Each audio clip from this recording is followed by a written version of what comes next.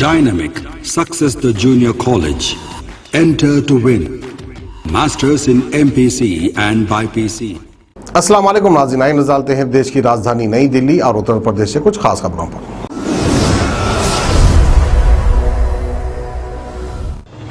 दक्षिण कोरिया की electronics company Samsung ने चीन से डिस्प्ले मैन्युफैक्चरिंग यूनिट को उत्तर प्रदेश के नोएडा में शिफ्ट कर लिया है। कंपनी के एक प्रतिनिधिमंडल ने उत्तर प्रदेश के मुख्यमंत्री योगी आदित्यनाथ से मुलाकात करके इस बात की जानकारी दी है।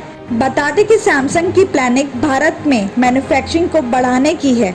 सैमसंग ने कहा है कि बेहतर इंडस्ट्रियल माहौल और इन्वेस्टर्स के हितों का ध्यान रखने वाली नीतियों की वजह से उसने डिस्प्ले मैन्युफैक्चरिंग यूनिट को शिफ्ट करने का ये फैसला किया है। आपको बता दें कि कंपनी ने नोएडा में इस यूनिट का कंस्ट्रक्शन पूरा भी कर लिया है।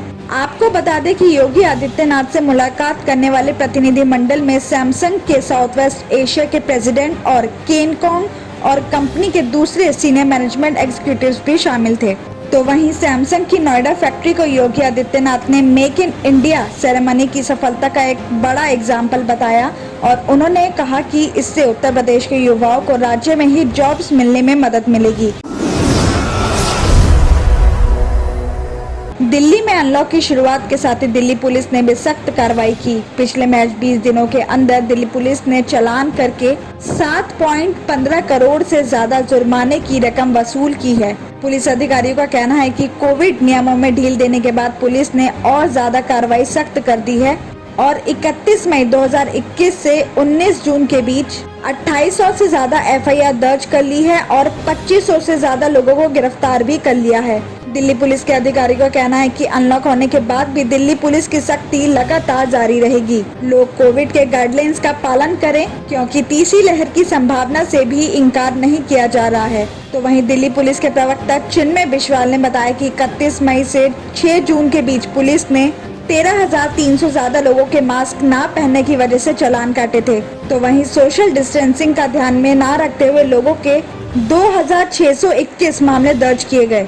इन सभी चालान से 3,22,90,000 रुपए से ज्यादा जुर्माना वसूला गया और इसी के साथ 1200 से ज्यादा लोगों की FIR दर्ज हुई। तो वहीं 1100 से ज्यादा लोगों को गिरफ्तार किया गया। तो वहीं 7 जून से 19 जून के बीच पुलिस ने मास्क ना पहनने की वजह से 16,000 से ज्यादा लोगों के चालान किए और सोशल डिस्टेंसिंग के लिए 2400 से ज्यादा चालान किए।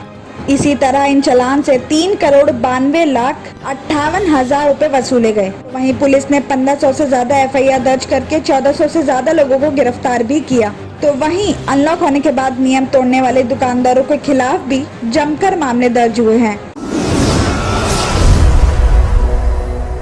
सिसौली में सोमवार को भाकियू मुख्यालय पर हुई पंचायत में सहारनपुर से 24 जून से शुरू होने वाली किसान ट्रैक्टर यात्रा की तैयारी को लेकर रणनीति बनाई गई है।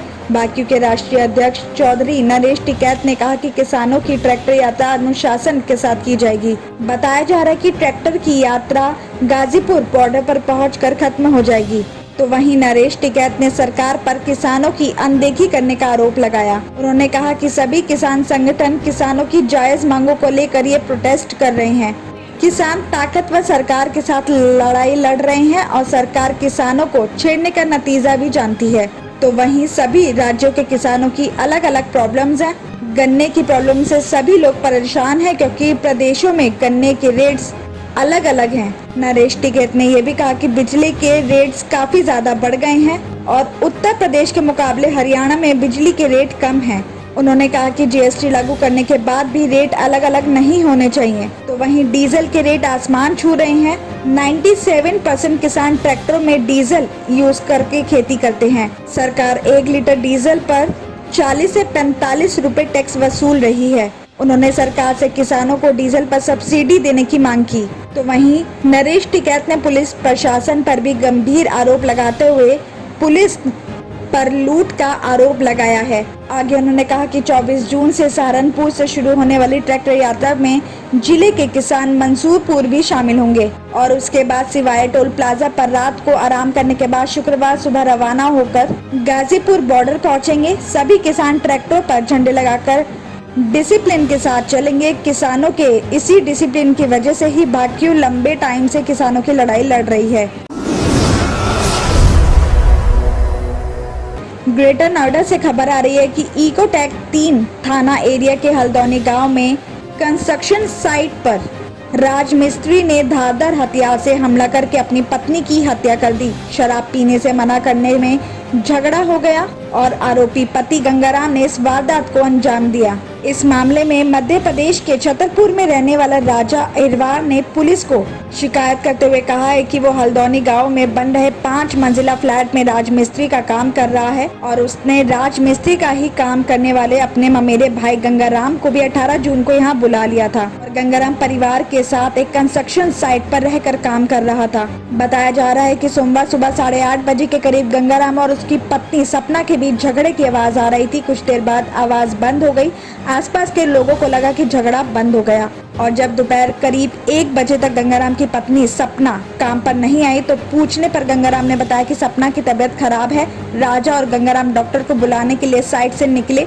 राजा ने बताया कि रास्ते में ही गंगाराम फरार हो गया था। वापस आकर उसने देखा कि सपने की मौत हो चुकी थी। उसके सर पर और गले पर चोट के निशान भी थे। आरोपी ने किसी धारदार हथियार से हमला किया था, लेकिन देर शाम तक पुलिस ने गंगाराम को गिरफ्तार कर लिया। आरोपी ने शराब पीने से मना करने पर पत्नी की हत्या करने की बात कही है। राजा ने यह भी बताया कि आरोपी की 3 छोटी छोटी बेटियां हैं और मां की हत्या और पिता के फरार होने के बाद तीनों बच्चियों का रो रो कर बुरा हाल है। इस मामले में एडिशनल डीसीपी अंकुर अग्रवाल का कहना है कि महिला की हत्या के आरोप में पति को गिरफ्तार कर लिया है और उन तीनों बच्चियों को घर वालों को सौंप दिया गया है।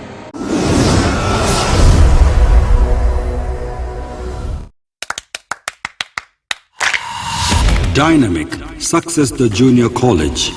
Enter to win. Masters in MPC and BPC. Integrated coaching for NEET, IIT, JEE. Separate block for girls. Better coaching, better planning, better environment with better results. Opposite Madanapet Mandi, Saeedabad, Hyderabad. Phone 04029701124. An Institute of Success Schools.